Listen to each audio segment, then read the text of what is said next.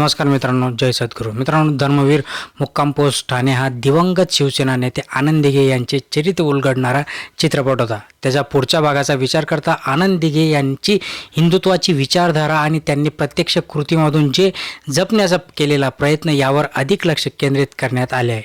हे करत असताना एका अर्थी तो आनंद दिघे यांचा चित्रपट असलेला नाही, मात्र त्यांच्याबरोबर राहून हिंदुत्ववादी राजकारणाचा वस्तुपट घेतलेल्या मुख्यमंत्री एकनाथ शिंदे यांनी सहकारी कार्यकर्त्याच्या मनात उतरलेली त्यांची विचारधारा, दिघे यांच्याबरोबर केलेले कार्य आणि वर्तमान वास्तवातील अनुभवांचा संघर्ष या दृष्टिकोनातून चित्रपटाची मांडणी केलेली आहे.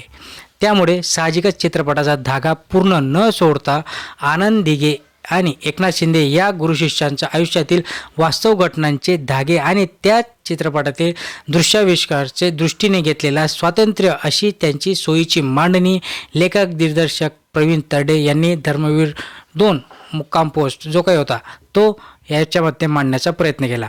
नमस्कार, मी सचिन परत एकदा तुमचं स्वागत करतो. चॅनलला अजून सबस्क्राईब केलं नसेल सबस्क्राईब करा, व्हिडिओला लाईक करायला तर मुळीच विसरत नका.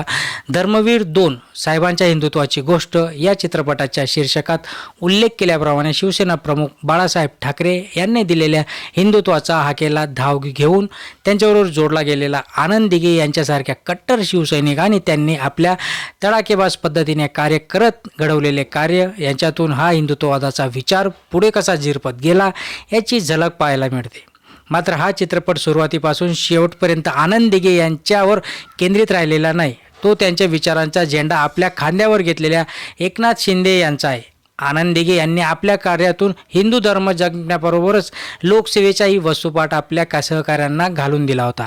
त्यामुळे त्यांच्या तालमीत तयार झालेल्या कार्यकर्त्यांची विचारधारा आणि कालौदात महाराष्ट्रातील सत्ताकारणाचा घडलेल्या आघाडी बिघाडीच्या समीकरणांची पक्षांची मूळ तत्व धोरणं वास्तवात एकेकाळी हिंदुत्वविरोधी म्हणून हिणवलेल्या बरोबर सत्ताकारण सांभाळताना कार्यकर्त्यांच्या मनात उमटलेला उद्वेग हा जो काही कथाचा भाग होता या चित्रपटाच्या केंद्रस्थानी आहे. मात्र हा कथाभाग विस्तारताना एकनाथ शिंदे आणि त्यांच्याबरोबर सहकाऱ्यांनी केलेले बंड आणि त्यानंतर घडलेल्या सत्ताबदलाचा नाट्याचा रंग त्याला दिला गेला आहे. चरित्रपटापेक्षाही थेट राजकीय प्रचाराच्या अंगाने चित्रपटाची मांडणी करण्यात आली. त्यामुळे त्यातल्या सत्याचा गांगोडा करताना घेताना ही व्यक्तिसापेक्ष असणारा यात शंका नाही.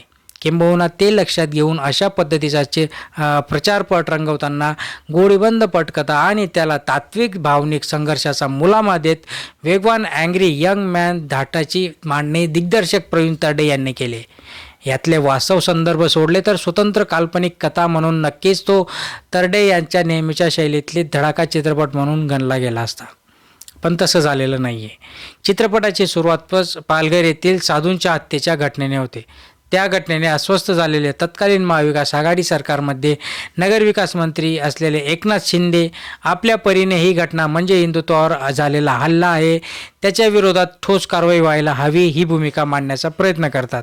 मात्र त्यांना दाद मिळत नाही.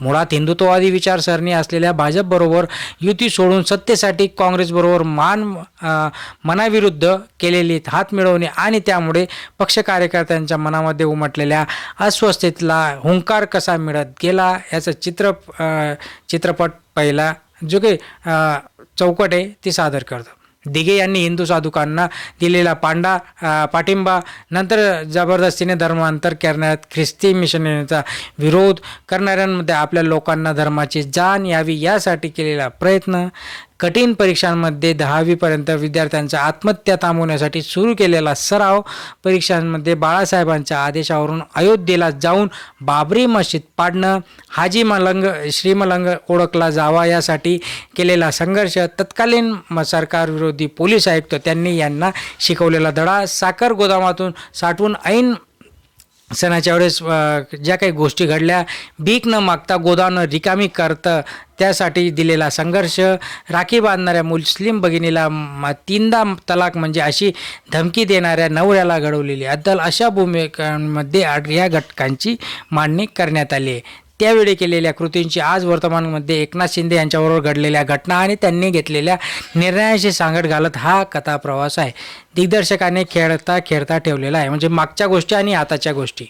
धर्मवीर 2 हा चित्रपट आहे काय आहे की नाही त्यातला म्हणजे खरे खोटेपणा या गोष्टीतला बाजूला ठेवत स्वतंत्रपणे कलाकृती म्हणून विचार केला तर लेखक दिग्दर्शक प्रवीण तरडे यांनी केलेली कामगिरी आणि कलाकारांचा अभिनय या दोन्ही गोष्टी चोख ठरल्या आहेत.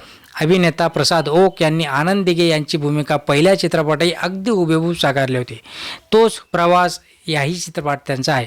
मात्र हा चित्रपट एकनाथ शिंदे यांच्या व्यक्तिरेखेवर अधिक केंद्रित असल्यामुळे त्यांची भूमिका करणाऱ्या अभिनेता क्षितिज तातेचा यात चांगलीच कस लागलेली आपल्याला दिसते. क्षितिजने शिंदे यांच्या अगदी बारीकने हालचाली, बोलताना होणारे हातवारे, निर्णायक प्रसंगात दाढीवरून हात फिरवणं, त्यांची लकब या सगळ्या गोष्टींना त्यांनी वाव दिलेला आहे. या त्यांची जी काही देहबोली आणि सगळा परकथा होता तो काही प्रवेश याच्यामध्ये झाला तो शिंदे साहेबांसाठी अत्यंत चांगला होता. आणि ह्या सगळ्या गोष्टी घडत असताना आजचा जर विचार केला तर याच्यामधनं आपल्याला काही लोकांच्या मनामध्ये असं आहे की हा जो चित्रपट होता हा फक्त आता विधानसभेच्या निवडणुकीच्या तोंडावर त्यांनी काढला. ओके, ठीक आहे, ते एक कारण देखील असू शकतं. आणि आता पहिला चित्रपट आला म्हणजे दुसरा भाग तर येणारच. पहिल्यामध्ये काही गोष्टी सांगण्यात आल्या, दुसऱ्यामध्ये काही सांगणार.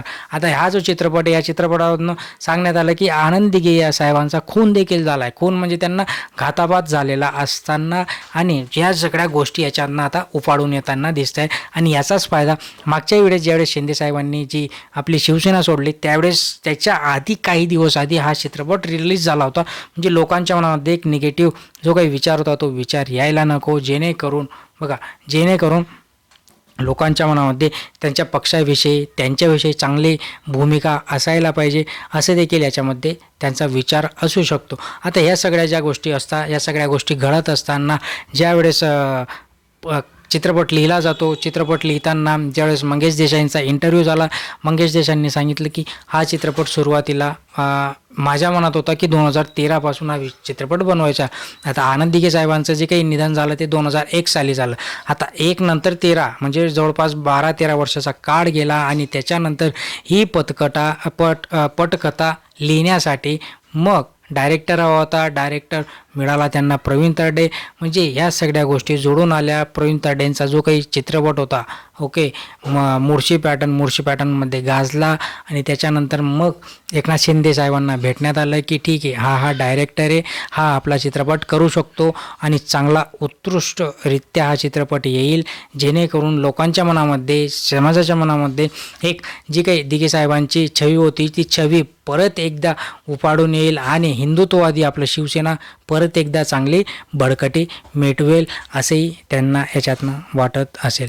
अशाच महत्त्वपूर्ण माहितीसाठी, रंजक कथांसाठी, विश्लेषणासाठी सबस्क्राईब केलं नसेल सबस्क्राईब करा, लाईक करा, शेअर करा. धन्यवाद.